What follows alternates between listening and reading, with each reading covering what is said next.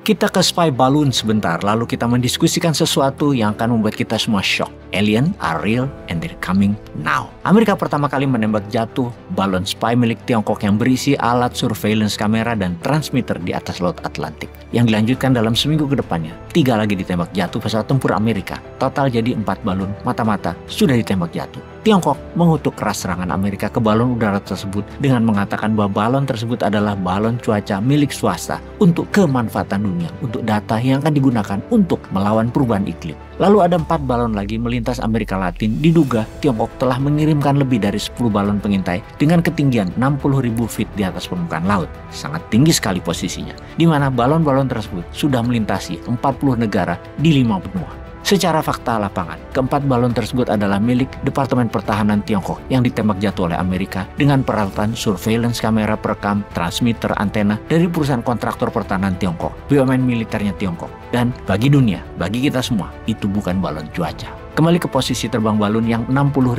feet. Itu jauh di atas penggunaan air traffic, namun tetap sangat berbahaya jika menabrak pesawat umum. Aviasi penerbangan komersial dan pesawat tempur biasa menggunakan altitude atau ketinggian antara 30.000 kaki hingga 40.000 kaki di atas permukaan laut. Kita detailkan sekarang tentang spy balloon. Mirip zaman Perang Dingin Soviet Amerika, pesawat U-2 adalah pesawat surveillance pengintai yang beredar di angkasa di mana Amerika menggunakannya yang dibalas oleh Soviet. Kali ini Tiongkok duluan melakukannya terhadap Amerika, di mana Amerika membalas dengan menembak jatuh semua yang lewat Amerika. Tiongkok mengutuk keras Amerika atas tindakan tersebut. Ada yang menarik, baru saja hari ini terjadi, di mana Tiongkok menuduh Amerika membalas dengan mengirim 10 balon mata-mata ke Tiongkok yang dikejar oleh jet Tiongkok dan ditembak. Semua itu membuat hubungan Amerika dan Tiongkok memanas. Oke, tunggu sebentar. Kita ini new mind, kita kuat data dan kita kuat di analisa. Kita perdalam lagi. Ada 10 balon di Tiongkok dan Amerika setelah menembak 4 buah balon selama seminggu ini juga menembak jatuh objek yang tidak diketahui, lebih dari 5 buah.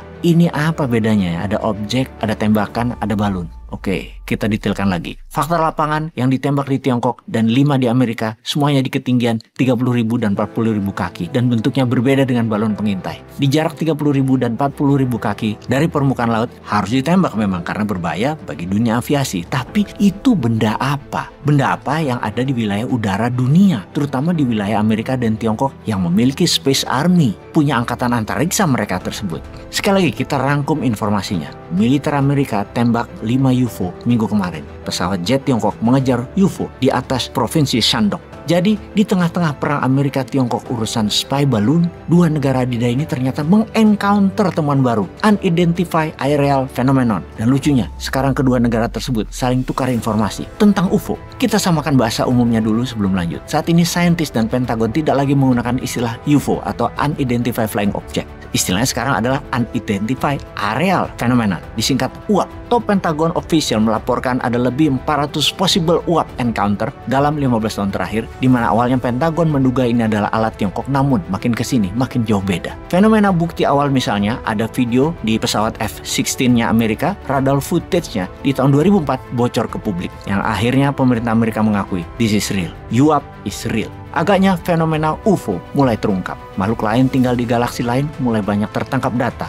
Bahkan semua UAP dalam video footage Pentagon semua memiliki kesamaan. No heat signature, no sonic boom, the flying object defied the law of physics, atau semua benda melayang tersebut melawan hukum fisika bumi. Semua berkecepatan cahaya atau lighting speed, mampu bergerak dari water to air atau dari air ke udara dan dari air to space, dari udara ke angkasa. Sampai saat ini belum ada yang sanggup menjelaskan teknologi UAP tersebut apa. Kongres Amerika sudah rapat di tahun 2024 ini sudah 4 kali dan mengatakan UAPs is not man-made, unidentified aerial phenomenon, bukan buatan manusia, maksudnya manusia bumi. Kalau hal itu makin banyak dan makin nyata, maka ancaman terhadap manusia meningkat berkali lipat. Belum diketahui asal flying objects UAPs tersebut extraterrestrial atau extradimensional originnya atau asalnya. Tahun 2021, Departemen Pertahanan Amerika atau DoD, Department of Defense, rilis laporan rinci yang mengatakan bahwa ada 100 UAP sighting tertangkap kamera. Kemudian Kongres membuat pernyataan resmi agar Pentagon fokus pada UAP. Objek yang tidak bisa dijelaskan oleh para ilmuwan saat ini atau current scientific models